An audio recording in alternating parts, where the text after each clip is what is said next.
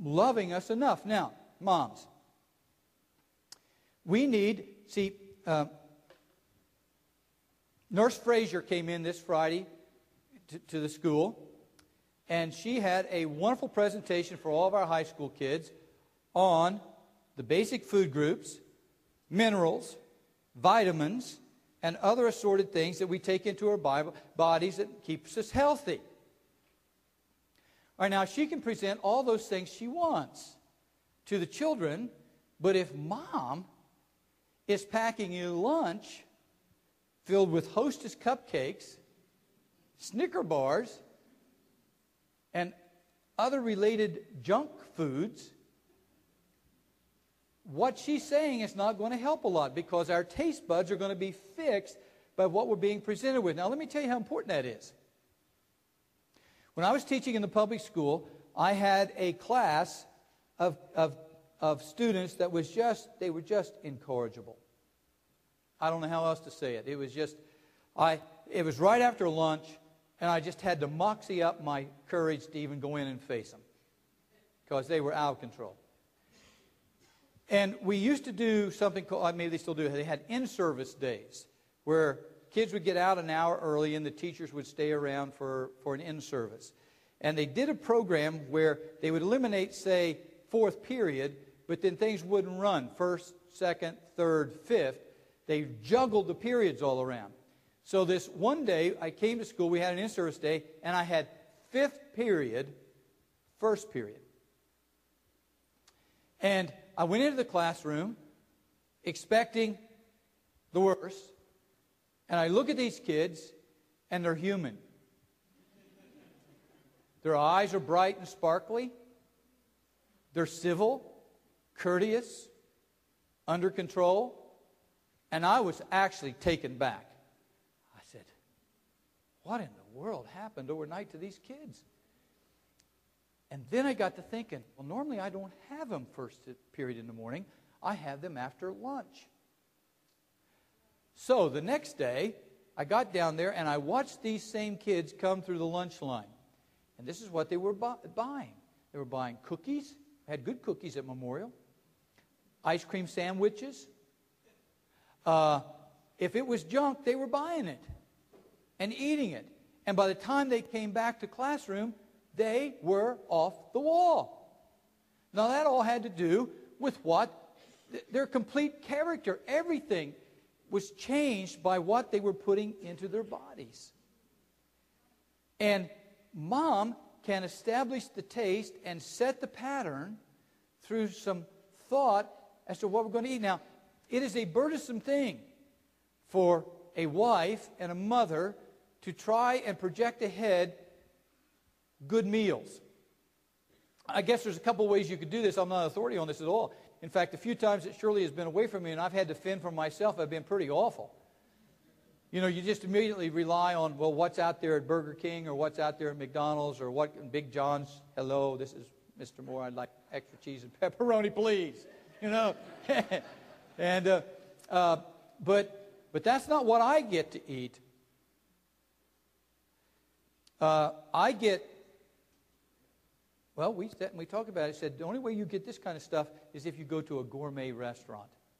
The other day, I had roasted venison with mango slices on top, brown rice cooked with little corn cobs and veggies, and something else.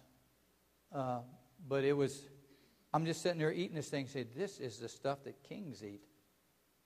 You know? All because she thinks it through. When the night before, she will get her plans together, and in the morning when we leave, all the food will go into glass. We don't cook in aluminum, because aluminum shorts out all the little goodies up here in your head. Okay? And cooks in glass, puts it in the oven, and then when we get home at night, the stove has a little thing, and the little dong is going ding, ding, ding, ding, reminding us that supper is in the oven. Takes work. Takes planning. But it has to do, you know, I'm a person of faith. I believe that Jesus wants us well. But I also believe it's important what we eat. I believe it's important that we get the right minerals and the right vitamins, and we have the right potassium count inside of us. You know, I remember my granddad Hamilton. He used to get terrible, as he got older, terrible leg cramps. And if you've never been blessed if you haven't had a leg cramp. When I was playing football, I used to get them because I'd lose a lot of salt. You sweat a lot. And this one night, I had a cramp in my thigh, and I got out of bed to walk it off, and I got a cramp in the other thigh and fell down, and now I've got a cramp in both legs and can't move. It was horrendous. And so Grandpa Hamilton used to get these. Well, the doctor recommended what for him to eat, Sister Frazier? Bananas. That's exactly what the doctor said. Eat a lot of bananas. Why? Because it's filled with potassium. And potassium eliminates the cramps. And so moms can control the whole house. You might have to dig in your toes and say, no, you're not getting that. I mean, we've eaten everything, my wife and I. We got married, we were poor. I can identify with anybody that is struggling financially. We were poor. And basically what we lived on, we'd try to go home to my mom's house every once a month or so, and we would go through the deep freeze, and whatever was there, that's what we were going to be eating. I remember this one time I looked in there and I saw this thing. I said, Mom, what is that? I've never seen, what is that? She said, that's a beaver. I said, where'd that come from? She said, well, your Uncle Robert caught it and trapped it and gave it to us to eat. I said, I never heard of eating beaver. She said, well, he gave it to us to eat. If you want, you can have it. I said, okay. So we took it down, and Shirley cooked that.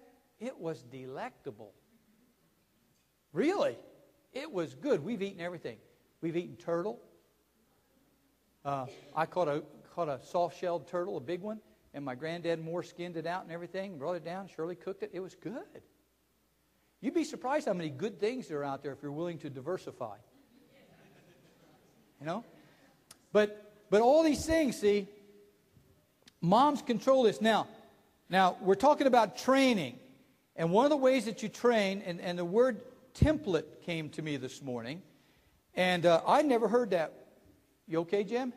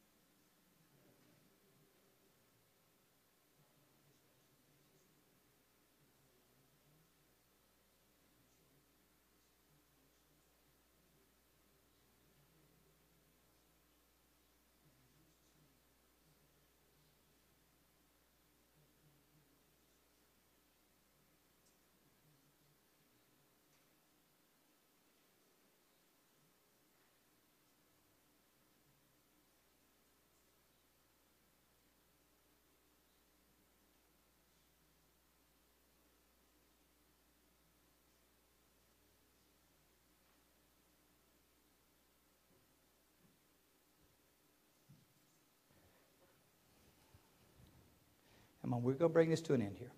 Jim's going to be okay. Mold or matrix. A matrix is something in which anything is cast and receives its form. And I was thinking about this, how important it is that our children have a role model to pattern after. When Shirley and I was first married, we had no money, like I said, and I told her, I said, I can't really afford to buy clothes for you, but I'll buy you all the material you can sew up. And my grandma Moore had an old treadle sewing machine. The head of it was still good. I took the head out, I stripped it all down, I refinished it, we still have it. Got her a buttonholer device to go with it, and she sewed up all the clothes that she had for the first 2 or 3 years that we were married. And I can remember we'd go to the store and she'd find a pattern. You know, you could look it up, catalog. Oh, I like that dress right there. That's pattern number 1072. Go over to the thing, you get the pattern, you buy the pattern, you bring it down. It's all this flimsy onion